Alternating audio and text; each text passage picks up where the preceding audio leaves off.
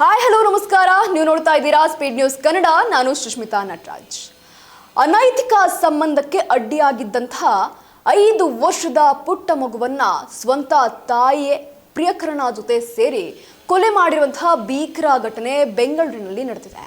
ಹೌದು, ತಮ್ಮ ಸ್ವಚ್ಛಂದದ ಜೀವನಕ್ಕೆ ಅಡ್ಡಿ ಅಂತ ಪ್ರಿಯಕರನೊಂದಿಗೆ ಸೇರಿ ಇದೀಗ 5 ವರ್ಷದ ಮಗುವನ್ನ ತಾಯಿಯೇ ಹತ್ಯೆ ಮಾಡಿರುವಂತಹ ದುರ್ಘಟನೆ ನಮ್ಮ ಸುತ್ತಮುತ್ತನೇ ನಡೀತಾ ಇದೆ.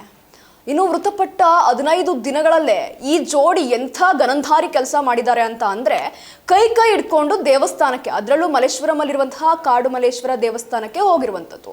ಇನ್ನು ಈ ವಿಚಾರಕ್ಕೆ ಸಂಬಂಧಪಟ್ಟಂತೆ ಸ್ವಂತ ಗಂಡನಿಗೆ ಅನುಮಾನ ಬರದೇ ಇರುತ್ತಾ? ಖಂಡಿತವಾಗೂ ಅನುಮಾನ ಬಂದಂತಹ ಕಾರಣ ಆ ಮಗುವಿನ ತಂದೆ ದೂರಿನ ಮೇರೆಗೆ ಇದೀಗ ಪ್ರಿಯಕರನನ್ನ ಬಂಧಿಸಲಾಗಿರುವಂಥದ್ದು.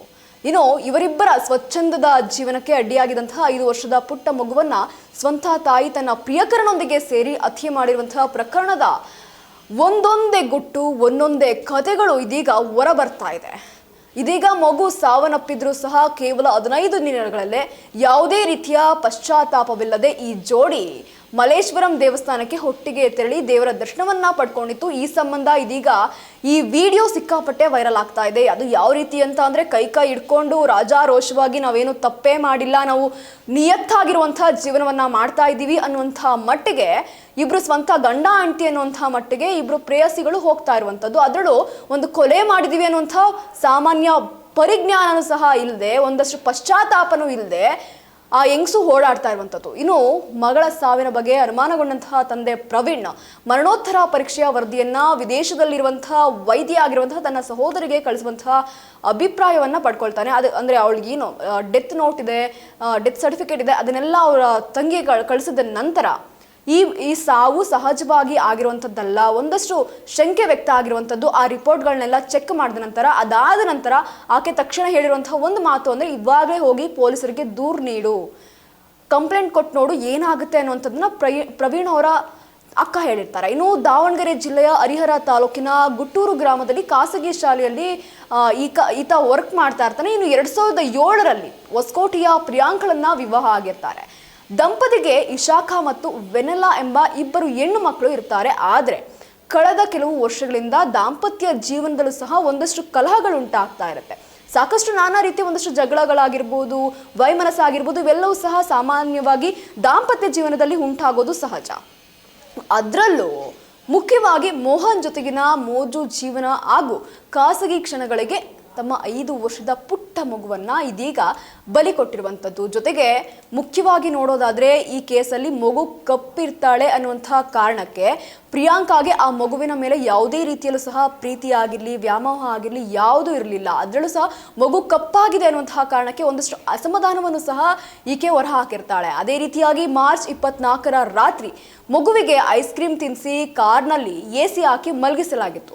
ಆನಂತರ ಮನೆಗೆ ಬಂದಂತಹ ಈಕೆ ಬಿರಿಯಾನಿಯನ್ನ ತಿನ್ನಿಸಲಾಗಿತ್ತು. ಅದೇ ರೀತಿಯಾಗಿ ಮಾರ್ಚ್ 25ರಂದು ಬೆಳಗ್ಗೆ ಮಗು ಮೃತಪಟ್ಟ ಸ್ಥಿತಿಯಲ್ಲಿ ಪತ್ತೆಯಾಗಿತ್ತು. ಇನ್ನು ಪ್ರಿಯಾಂಕಳ ಸಹೋದರ ರಾಘವೇಂದ್ರ ತಕ್ಷಣ ಪತಿ ಪ್ರವೀಣ್ಗೆ ಕರೆ ಮಾಡಿ ವೈದೇಹಿ ಆಸ್ಪತ್ರೆಗೆ ಬರುವಂತೆ ತಿಳಿಸಿರ್ತಾನೆ. ಅಲ್ಲಿಗೆ ಹೋದಂತಹ ಆತ ಮಗಳ ಸಾವಿನ ಸುದ್ದಿಯನ್ನ ಕೇಳಿರ್ತಾನೆ. ಇನ್ನು ರಾತ್ರಿ ಬಿರಿಯಾನಿ ತಿಂದಿರುವಂತಹ ಘಟನೆ ಅವೆಲ್ಲವನ್ನು ಸಹ ಒಂದಷ್ಟು ಕಥೆಯನ್ನ ಸೃಷ್ಟಿಸಿ ಇದೀಗ ಪ್ರಿಯಾಂಕಾ ಎಲ್ಲರ ಆದಿಯನ್ನು ಸಹ ತಪ್ಪಿಸಿ ಒಂದಷ್ಟು ಗೊಂದಲಕರ ಹೇಳಿಕೆಯನ್ನ ಕೊಟ್ಟಿರ್ತಾಳೆ. ಯಾಕೆ ಅಂತ ಅಂದ್ರೆ, ರಾತ್ರಿ ಐಸ್ ಕ್ರೀಮ್ ತಿಂದು ಕಾರಲ್ಲಿ AC ಹಾಕಿ ಮಲಗಿಸಿದ್ದೀನಿ, ಅದಾದ ನಂತರ ಮನೆ ಕರ್ಕೊಂಡ್ಬಂದು ಬಿರಿಯಾನಿ ತಿನ್ನಿಸಿದ್ದೀನಿ, ಇವೆರಡರಲ್ಲಿ ಯಾವುದು ಫುಡ್ ಪಾಯ್ಸನ್ ಆಗಿರ್ಬೋದು, ಯಾವುದು ಮಗುಗೆ ರಿಯಾಕ್ಟ್ ಆಗಿರ್ಬೋದು ಅನ್ನೋದು ಅವಳಿಗೂ ಸಹ ಗೊತ್ತಿಲ್ಲ. ಡಾಕ್ಟರ್ ಕೂಡ ಯಾವುದೇ ರೀತಿ ಸರ್ಟಿಫಿಕೇಟ್ ಕೊಟ್ಟಿಲ್ಲ.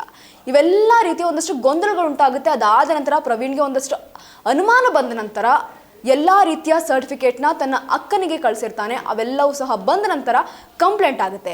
ಇನ್ನು ಈ ಕೇಸಲ್ಲಿ ನಾವು ಮುಖ್ಯವಾಗಿ ಗಮನಿಸಬೇಕಾದಂಥದ್ದು ಘಟನೆ ಏನು ಅಂತ ಅಂದರೆ, ಮೋಹನ್ ಏನು ಪ್ರಿಯಾಂಕಾ ಲವರ್ ಏನಿರ್ತಾನೆ ಅವನಿಗೆ ಈಗಾಗಲೇ ಮದುವೆ ಆಗಿರುತ್ತೆ. ಅವನಿಗೂ ಸಹ 3 ಮಕ್ಕಳಿರ್ತಾರೆ. ಇಬ್ಬರು ಸಹ ತಮ್ಮ ಸಂಗಾತಿಗಳಿಂದ ವಿಚ್ಛೇದವನ್ನ ಅಥವಾ ಡೈವರ್ಸ್ನ ಪಡ್ಕೊಳ್ಳದೆ ಲಿವ್ ಇನ್ ರಿಲೇಶನ್ಶಿಪ್ ಅಲ್ಲಿ ಇರುವಂಥದ್ದು ಈ ಘಟನೆಯಲ್ಲಿ ತಿಳಿದು ಬಂದಿರುವಂಥದ್ದು. ಇನ್ನು ಪ್ರಿಯಾಂಕಾ ಮತ್ತೆ ಮೋಹನ್ ದುಬಾಯ್ ಪ್ರವಾಸವನ್ನ ಸೇರಿದಂತೆ ಹಲವು ಕಡೆಗಳಿಗೆ ಒಟ್ಟಿಗೆ ಹೋಗಿ ಬಂದಿರ್ತಾರೆ. ಇನ್ನು ದುಬೈನಲ್ಲಿ ದುಬಾರಿ ಉಡುಗೊರೆಗಳನ್ನ ನೀಡುವಂತಹ ಮೋಹನ್ ಕಾಶಿಯಲ್ಲಿ ಮದುವೆ ಆಗಿದ್ದೀವಿ ಅಂತಲೂ ಸಹ ಹೇಳ್ಕೊಂಡಿರುವಂಥದ್ದು. ಇನ್ನು ಡಿಸೆಂಬರ್ 27ನೇ ತಾರೀಕು ಏಕಾಂಗಿಯಾಗಿ ಪ್ರವಾಸಕ್ಕೆ ಹೋಗ್ತಾ ಇದ್ದೀನಿ ಅಂತ ಸುಳ್ಳು ಹೇಳಿ ಮೋಹನ್ ಜೊತೆ ಪ್ರಿಯಾಂಕಾ ಕಾಶಿ ಕಾಶಿಗೆ ಹೋಗಿ ಮದುವೆ ಆಗಿದ್ದಾಳೆ ಅನ್ನುವಂಥದ್ದು ಇದೀಗ ಪ್ರವೀಣ್ ಮಾಡಿರುವಂತಹ ಆರೋಪ.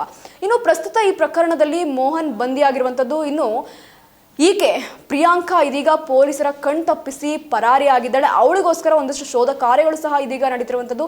ಇನ್ನು ಪ್ರಕರಣದ ನಿಖರ ಕಾರಣ ಇನ್ನೂ ಸಹ ಎಲ್ಲೂ ಸಹ ಬಂದಿಲ್ಲ.